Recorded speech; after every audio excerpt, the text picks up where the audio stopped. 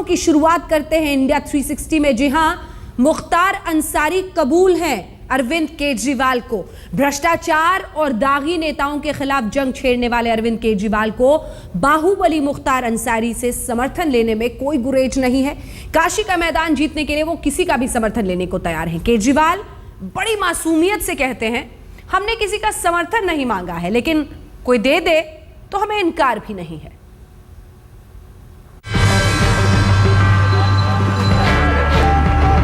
वाराणसी की जंग में शुरू हो गई है खेमेबाजी। मोदी को हराने के लिए केजरीवाल को कबूल है मुख्तार। काशी के कुरुक्षेत्र में मैदान सजने लगा है। मोदी को ललकार रहे केजरीवाल को सेना और सहयोग की जरूरत है और इसी जगह को भरने के लिए राजनीति के सूरमा सामने आने लगे हैं। राजनीति में शुद्धिकरण की बात करने वाले केजरीवाल अब शुद्ध नेता की तरह बात करने लगे हैं। इस टाइम देश में नरेंद्र मोदी जी को और राहुल गांधी जी को दोनों को हराना जरूरी है।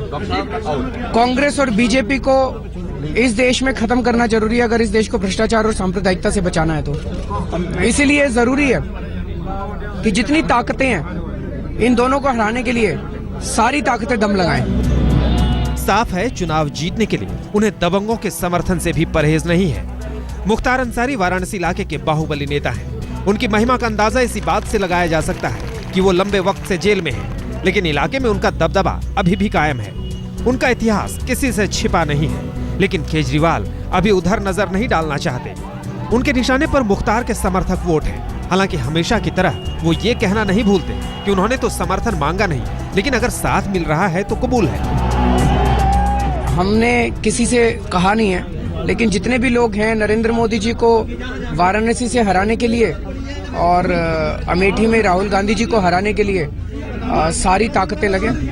केजरीवाल ने बयान दिया ही था कि कुछ महीने पहले पत्रकार से नेता बने आशुतोष बोल पड़े। उन्होंने कह डाला कि हम मुख्तार की सोच और समझ से सहमत नहीं, लेकिन 3 घंटे के भीतर ही पलट गए। हमारा ये मानना है कि नरेंद्र मोदी का देश के लिए प्रधानमंत्री बनना एक खतरनाक बात है।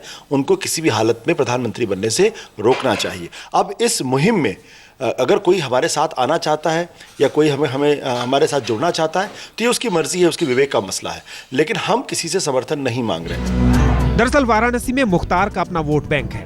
पिछले लोकसभा चुनाव में मुरली मनोहर जोशी को उन्होंने कड़ी टक्कर दी थी। सांसद का चुनाव वो महज 17,000 वोट से हारे थे। जाहिर है, अगर वो खुलकर केजरीवाल का साथ देते हैं तो वाराणसी में टक्कर काफी दिलचस्प हो जाएगी। पूनम शर्मा के साथ आज तक ब्यूरो।